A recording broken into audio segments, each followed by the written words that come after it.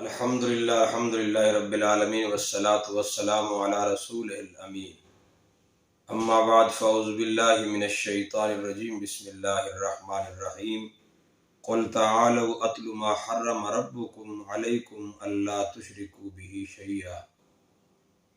آج کے درس کا عنوان ہے کہ اللہ رب العزت نے جو پابندیاں اس انسان کے اوپر عائد فرمائی ہے وہ بیان کی جائیں گی۔ نبی کریم صلی اللہ علیہ وسلم کو اللہ تعالی نے حکم دیا، قل، اعلان کرو۔ یہ قل قرآن مقدس میں کئی جگہ یہ لفظ قل استعمال ہوا ہے، ہمیں تو صرف 4 قل یاد ہیں، جبکہ قرآن پاک میں یہ تقریباً 323 مرتبہ لفظ قل استعمال ہوا ہے۔ ان تمام تر اگر ان قل کے الفاظوں کو جمع کیا جائے، دیکھا جائے، مطالعہ کیا جائے، تو اس میں اللہ رب العزت نے پیارے پیغمبر کی زبان مبارک سے بڑے بڑے اہم اعلانات فرمائے ہیں، اہم اعلانات کروائے ہیں اللہ تعالی نے۔ ان میں سے ایک اعلان یہ ہے، قل تعالو، اعلان کر دو، تعالو، آؤ لوگو، اتلو، میں پڑھ کر تمہیں سناؤں، ما حرم ربکم علیکم، جو چیزیں حرام کی ہیں تمہارے اوپر تمہارے رب نے، یعنی جو اللہ تعالی نے تمہارے اوپر چیزیں حرام کی ہیں، جو پابندیاں تمہارے اوپر عائد کی ہیں، وہ تمہیں میں پڑھ کر سناتا ہوں۔ اب ایک ایک پابندی اللہ تعالی نے آگے بیان کی ہے، رسول اللہ صلی اللہ علیہ وسلم کی زبان مبارک سے ان تمام تر پابندیوں کا اعلان کروایا ہے۔ سب سے پہلی پابندی یہ ہے، اللہ تشرکوا بہ شیئا، کہ اللہ کی ذات و صفات میں کسی چیز کو بھی شریک نہ کرو۔ یہ سب سے پہلی پابندی ہے۔ ہر پیغمبر نے، ہر نبی نے، ہر رسول نے سب سے پہلی پابندی یہی بیان کی، اپنی اپنی قوم کو اللہ تعالیٰ کا یہی پہلا پیغام پہنچایا کہ اللہ کی ذات و صفات میں کسی کو شریک نہیں کرنا، اللہ ہی کی خالصتاً بندگی کرنی ہے، اس کی بندگی اور عبادت میں کسی کو ذرہ برابر شریک نہیں کرنا۔ شرک کسے کہا جاتا ہے؟ شرک شراکت سے ہے، یعنی جو صفات، جو کمالات اللہ کے ہیں، ان کمالات کے اندر کسی دوسری ہستی کو ویسا ہی کمال، ویسی طاقت اس کے اندر مان لینا، اس کو وہ مقام دے دینا جو اللہ کا مقام ہے، اس کو ان صفات کے ساتھ متصف کر دینا جو اللہ کی صفات ہیں، تو اسی کو شرک کہا جاتا ہے۔ شرک کی پھر مختلف قسمیں ہیں۔ شرک فی العبادات ہے، یعنی اللہ کی عبادات میں کسی دوسرے کو شریک کرنا۔ عبادات میں 3 بڑی اہم عبادتیں ہیں۔ ایک قولی عبادت ہے، زبان کی عبادت، مالی عبادت، مال خرچ کرنا، اور بدنی عبادت، اس جسم کے ساتھ رکوع سجود، جس کو بدنی عبادت کہا جاتا ہے۔ تو ہم نے بندگی اور عبادت میں اللہ کے ساتھ کسی کو ہم نے شریک نہیں کرنا۔ تو پہلی پابندی یہی ہے کہ اللہ تشرکوا بہ شیئا، ذرہ برابر بھی اللہ کے ساتھ کسی چیز کو شریک نہ کرو۔ اور دوسری پابندی جو اللہ تعالی نے ہمارے اوپر لگائی ہے وہ یہ ہے، وبالوالدین احسانا، کہ والدین کے ساتھ اچھا سلوک کرو۔ والدین کا بڑا مقام ہے، بڑا رتبہ ہے۔ اللہ تعالی ہمارے خالق ہے، مالک ہے، اسی ذات نے ہمیں پیدا کی ہے، لیکن اس دنیا میں ہمیں لانے کا جس کو اللہ نے ذریعہ بنایا ہے وہ والدین ہے۔ تو اللہ تعالی نے اپنے حق کے بعد فوراً والدین کا حق بیان کیا ہے کہ عبادت میری کرو اور خدمت والدین کی کرو۔ تو لہٰذا اللہ تعالی جو دوسری پابندی ہمارے اوپر عائد فرما رہے ہیں وہ یہ ہے کہ وبالوالدین احسانا، کے والدین کے ساتھ اچھا سلوک کرو۔ اور تیسری پابندی، ولا تقتلوا اولادکم من املاق، کہ تم اپنی اولاد کو بھوک کے ڈر کی وجہ سے قتل نہ کرو۔ عرب معاشرے کے اندر یہ رواج عام تھا، بھوک کے ڈر سے لوگ اپنی اولاد کو قتل کر دیا کرتے تھے، مار دیا کرتے تھے۔ اللہ تبارک و تعالی نے منع کیا ہے وَلَا تَقْتُلُوا أَوْلَادَكُمْ مِنْ إِمْلَاقٍ، کہ بھوک کے ڈر کی وجہ سے اپنی اولاد کو قتل نہ کرو۔ نَحْنُ نَرْزُقُكُمْ وَإِيَّاهُمْ، ہم تمہیں بھی رزق دیتے ہیں اور ان کی روزی کے ذمہ وار بھی ہم ہیں، لہٰذا بھوک کے ڈر کی وجہ سے قتل کرنا یہ ایک بہت بڑا جرم ہے، سنگین جرم ہے، اس سے بچ جاؤ۔ اور تیسری پابندی فرمایا وَلَا تَقْرَبُوا الْفَوَاحِشَ، یہ چوتھی پابندی ہے، وَلَا تَقْرَبُوا الْفَوَاحِشَ مَا ظَهَرَ مِنْهَا وَمَا بَطَنَ، بے حیائی کے قریب نہ جاؤ، خواہ وہ ظاہری ہو یا چھپی ہوئی ہو۔ تو کسی طرح کی بے حیائی، فحاشی، عریانی، اللہ تعالیٰ فرماتے ہیں وَلَا تَقْرَبُوا، اس کے قریب تک بھی نہ جاؤ۔ یہاں یہ نہیں فرمایا وَلَا تَفْعَلُوا، ان کو کرو نہیں، یعنی قربت سے بھی منع فرما دیا۔ جو چیز برائی کی طرف لے جاتی ہے اس سے بھی اللہ تعالی نے منع کر دیا ہے۔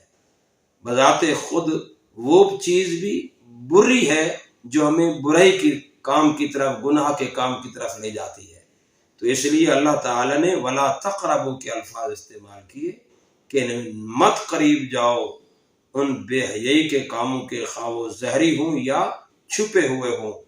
اور پانچویں پابندی یہ بیان فرمائی وَلَا تَقْتُلُوا النَّفْسَ الَّتِي حَرَّمَ اللَّهُ إِلَّا بِالْحَقِّ، کہ کسی جان کو قتل نہ کرو جس کا اللہ تعالی نے، جس کی حرمت کو تمہارے اوپر لازم قرار دیا ہے۔ وَلَا تَقْتُلُوا النَّفْسَ الَّتِي، نہ قتل کرو کسی جان کو، الَّتِي حرم اللہ، جس کو اللہ نے حرام قرار دے دیا۔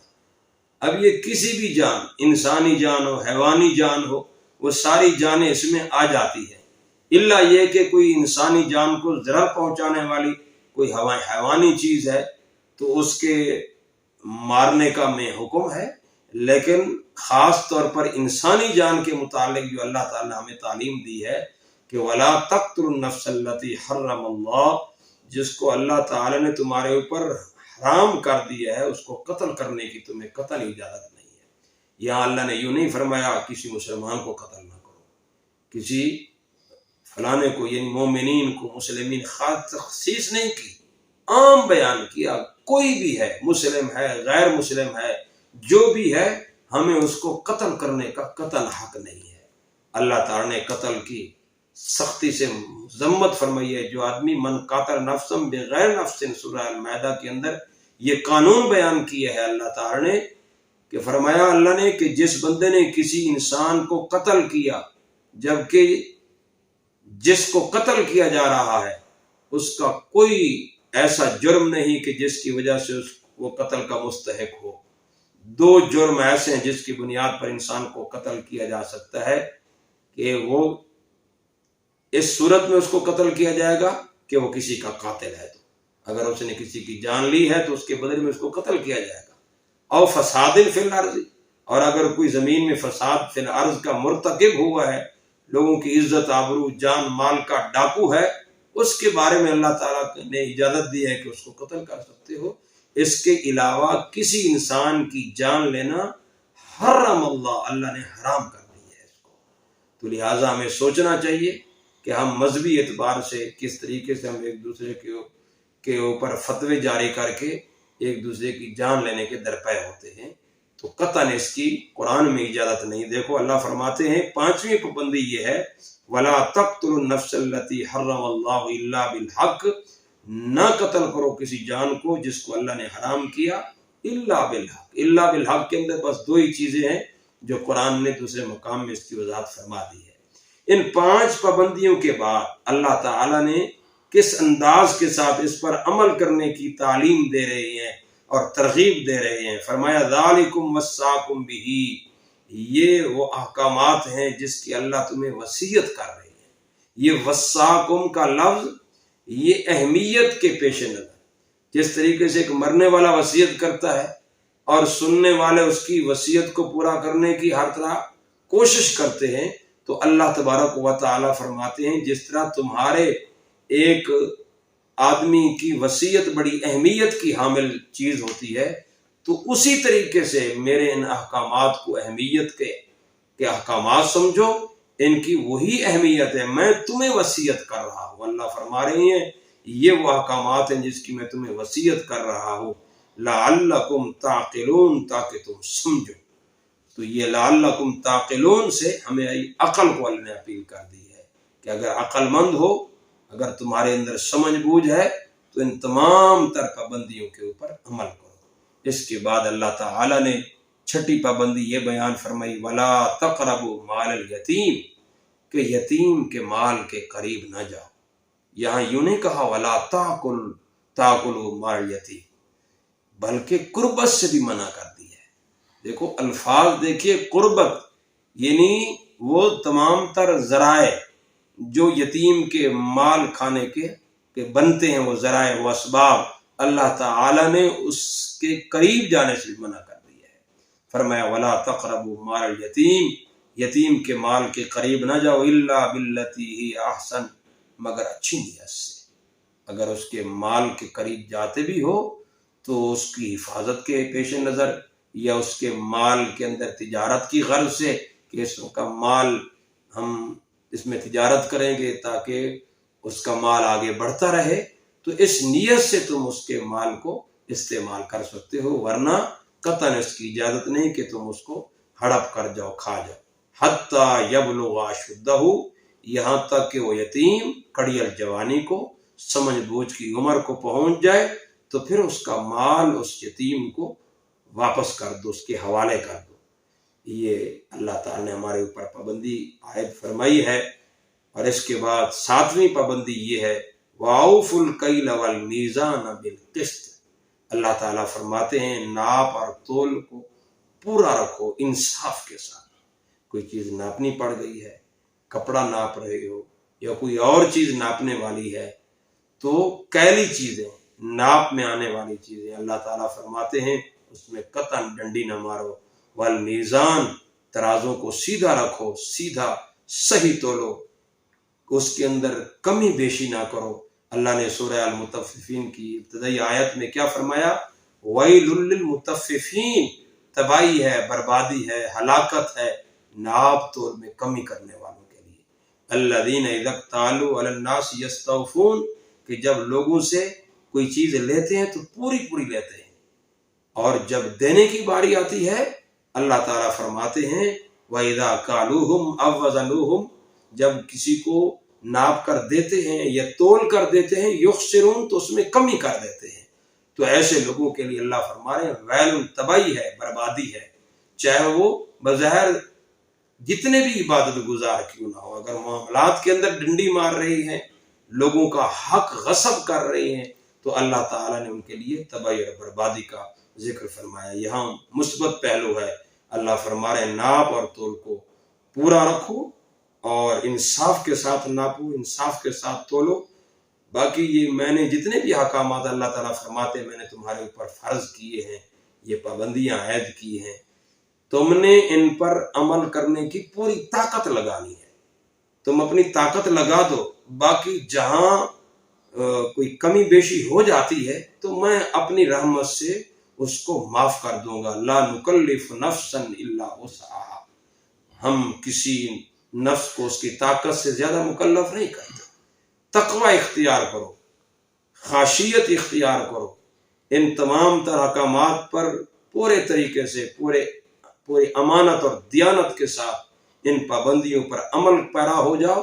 باقی کہیں اگر بشری تقاضے کے مطابق کوئی کمی کوتاہی ہو جائے گی تو اللہ تعالیٰ فرماتے ہیں میں جانتا ہوں کہ یہ کمی کیوں ہوئی ہے، جان بوجھ کر ہوئی ہے، خطان ہوئی ہے، ساون ہوئی ہے، یہ مجھے معلوم ہے۔ میں تمہاری نیتوں کو دیکھتا ہوں، میں تمہارے دلوں کو دیکھتا ہوں، تم اپنی پوری طاقت صرف کرتے ہو میری ان تمام تر پابندیوں پر عمل کرنے، احکامات پر عمل کرنے کے لیے، تو لہٰذا میں کسی بندے کو اس کی طاقت سے زیادہ مکلف نہیں کرتا۔ اس کے بعد اللہ نے 8ویں پابندی یہ ہمارے اوپر عائد فرمائی ہے کہ وَإِذَا قُلْتُمْ فَعْدِلُوا، جب بھی بات کرو تو انصاف کی بات کرو۔ یہ بڑی اہم بات ہے۔ ویسے تو اللہ کے سارے احکامات، سارے حکم اہمیت کے حامل ہیں، لیکن یہ بات جو ہر وقت جو ہمیں ضرورت پڑتی ہے ہم بولتے ہیں لیکن ہم کیا بولیں؟ اللہ تعالیٰ فرماتے ہیں وَإِذَا قُلْتُمْ فَعْدِلُوا، جب بھی بولو، جب بھی گفتگو کرو، جب بھی بات کرو تو انصاف کی بات کرو، عدل کی بات کرو، نہ انصافی کی بات قطعاً نہ کرو۔ اور پھر فرمایا وَلَوْ كَانَ ذَا قُرْبَىٰ، اگرچہ وہ انصاف کی بات کرنے کی زد میں تمہارا کوئی قریبی رشتہ دار ہی کیوں نہیں آ رہا، تم نے انصاف کی بات کرنی ہے۔ یہ نہیں دیکھنا کہ اگر انصاف کی بات کروں گا تو اس کی زد میرے قریبی رشتہ دار پر پڑے گی، میرے فلانے لیڈر پر پڑے گی، میری جماعت پر پڑے گی، میرے فلانے مذہبی پیشوا پر پڑے گی، اس کی قطعاً پرواہ نہ کرو۔ یہ تمہیں خیال کرنا چاہیے کہ مجھے اللہ نے حکم دیا کہ جب بھی میں نے بات کرنی ہے تو انصاف کی بات کرنی ہے۔ تو اللہ تعالیٰ فرماتے ہیں وَلَوْ كَانَ ذَا قُرْبَىٰ، بلکہ عدل و انصاف کے اگر قانون کو دیکھا جائے، سورہ المائدہ، سورہ نساء کی آیتیں اٹھائیں، اللہ نے وہاں تو سختی کے ساتھ یہ حکم دیا ہے کہ عدل کرو، انصاف کرو، اگرچہ تمہارا یہ عدل و انصاف کرنا اور سچی گواہی دینا، سچی بات کرنا تمہاری اپنی ذات کے خلاف کیوں نہ ہو۔ یہاں تک اللہ نے بات کی ہے۔ اگر اس کی ذات تمہاری اپنی ذات پر پڑ رہی ہے، اپنی ذات کی پرواہ نہ کرو۔ تمہارے والدین پر پڑ رہی ہے، ان کی پرواہ نہ کرو۔ تم نے پرواہ کرنی ہے تو اللہ کے حکم کی پرواہ کرنی ہے۔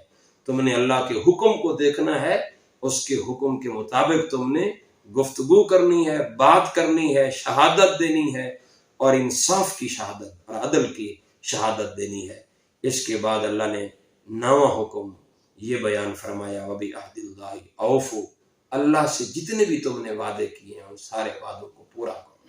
یعنی یہ ساری چیزیں جو ابھی بیان ہوئی ہے، یوں سمجھو ہم نے اللہ تعالیٰ سے عہد کیا۔ ہم نے جب کلمہ پڑھا، جب ہم اسلام کے دائرے میں داخل ہو گئے تو ہم نے اللہ سے عہد کر لیا ہے کہ اے اللہ ہم تیرے ان تمام تر حکموں پر عمل کریں گے۔ تو اللہ تعالیٰ فرماتے ہیں میرے ساتھ کیے ہوئے ان عہدوں کو پورا کرو۔ پھر فرمایا ذالکم وصاکم بہ، یہ احکامات ہیں جس کی میں تمہیں وصیت کر رہا ہوں۔ پھر یعنی نصیحت و وصیت یہ اللہ تمہیں کر رہے ہیں لعلکم تذکرون، تاکہ تم نصیحت پکڑو۔ یہ چیزیں ہیں جو دین کے حوالے سے ہم نے جن کو اپنانا ہے۔ ہم نے کتنی چیزوں کو دین کے حوالے سے اہمیت دی ہوئی ہے، جبکہ قرآن نے ان کو بیان تک بھی نہیں کیا تاکید کے ساتھ۔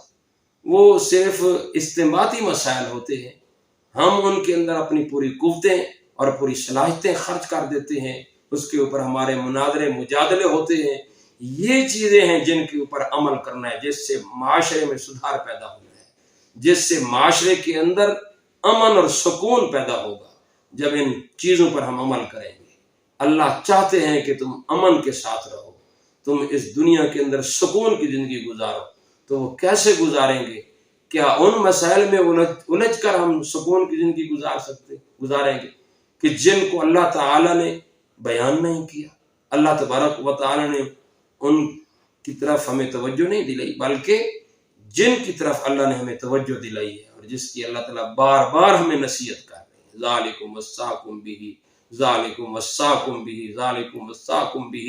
یہ تکرار ہے الفاظ کے اندر، یہ تکرار الفاظ کا یہ تاکید ہے اللہ تعالیٰ کی طرف سے کہ میرے احکامات ہیں، میری یہ پابندیاں ہیں، یہ میں تمہارے اوپر میں نے عائد کی ہیں، ان کے اوپر عمل پیرا ہو جاؤ لعلکم تذکرون، تاکہ تم نصیحت پکڑو۔ یہ 9 پابندیاں۔ اس کے آخر میں اللہ نے کیا فرمایا؟ وَأَنَّ هَٰذَا صِرَاطِي مُسْتَقِيمًا، یہ ہے میرا سیدھا راستہ۔ سبحان اللہ۔ ہم نے سورہ فاتحہ پڑھی، اس میں ہم نے اللہ تعالیٰ سے نماز کے اندر دعا کی تھی اہدنا الصراط المستقیم، اے اللہ ہمیں سیدھے راستے پر چلا۔ اب سوال پیدا ہوتا تھا کہ سیدھا راستہ کون سا ہے؟ تو اللہ تعالیٰ نے سورہ انعام کے اس 19ویں رکوع کے اندر اس صراط مستقیم کی وضاحت فرما دی کہ اگر تمہیں صراط مستقیم چاہتے ہو ہم صراط مستقیم پر چل پڑے تو آؤ اس رکوع کو پڑھو۔ اور اللہ تعالیٰ نے اس رکوع کے اندر صراط مستقیم کی وضاحت کی ہے، اور آخر میں فرمایا ہے وَأَنَّ هَٰذَا صِرَاطِي مُسْتَقِيمًا، کہ یہ ہے میرا سیدھا راستہ फत्तबिऊहु, इसी की इत्तिबा करो, इसी की पैरवी करो, इसी के पीछे चलो। वला तत्तबिउस सुबुला, और इस सिरात मुस्तकीम को छोड़कर दूसरे रास्तों के पीछे मत चलो। फतफर्रका बिकुम अन सबीलिही, वरना तुम भटक जाओगे इस सीधे रास्ते से, सिरात मुस्तकीम से दूर निकल जाओगे, हट जाओगे, अगर तुमने इस रास्ते को छोड़कर दूसरे रास्तों को इख्तियार कर लिया। अगर देखा जाए तो हमने कुरान मुकद्दस के इस सिरात मुस्तकीम, ये सीधा रास्ता जो अल्लाह ने हमें दिया है, इसकी तरफ तो हमारी तवज्जो है ही नहीं। अगर देखा जाए तमाम मसालिक वाले इन तमाम तर मसाइल में इत्तेफाक रखते हैं, इसमें जरा बराबर भी जितने भी अभी पाबंदियां बयान हुई हैं, किस मसलक वाले का इख्तिलाफ है, किस फिरके का इसमें इख्तिलाफ है, कोई भी इसमें इख्तिलाफ नहीं करेगा। लेकिन इख्तिलाफ ना करने के बावजूद हम इन चीज़ों की नाअहमियत बयान करते हैं, ना लोगों की जहन साजी करते हैं, इस हवाले से कोई तरबियत करते हैं। हम तो उन मसाइल में उलझे हुए हैं और उन मसाइल को हम अहमियत का दर्जा देते हैं जो अवामी लिहाज से हमें मकाम, जिसके अंदर तफव्वुक और बरतरी पैदा हो, और जो अमली चीज़ें हैं वो हमने छोड़ कर रखी हुई है। तो ये अल्लाह ताला ने हमें ये तालीम दी है। और आखिर में फिर अल्लाह ताला फरमाते हैं, देखिए ज़ालिकुम वस्साकुम बिही, इस जुमले को देखिए, तीसरी मरतबा इसको फिर तकरार के साथ अल्लाह ने बयान किया, ताकीद दर ताकीद है। ये तुम्हें अल्लाह ताला इसकी वसीयत करते हैं, लअल्लकुम तत्तकून, ताकि तुम तबाही और बर्बादी से बच जाओ, ताकि तुम मुत्तकी बन जाओ, परहेजगार बन जाओ और अल्लाह के मुकर्रब बंदे बन जाओ। तो ये अल्लाह ताला ने हमारे ऊपर पाबंदियाँ आयद फरमाई है और हमें चाहिए कि हम इस पर अमल करें। यही दीन का तकाजा है, यही इस्लाम का तकाजा है। यानी अगर खुलासा दीन का बयान किया जाए तो इसी रुकू के अंदर अल्लाह ताला ने बयान फरमा दिया है। तो अल्लाह ताला से दुआ है, अल्लाह ताला हम सबको इन सारी पाबंदियों पर सही माने अमल करने की तौफीक अता फरमाए। वमा अलैना इल्लल बलाग।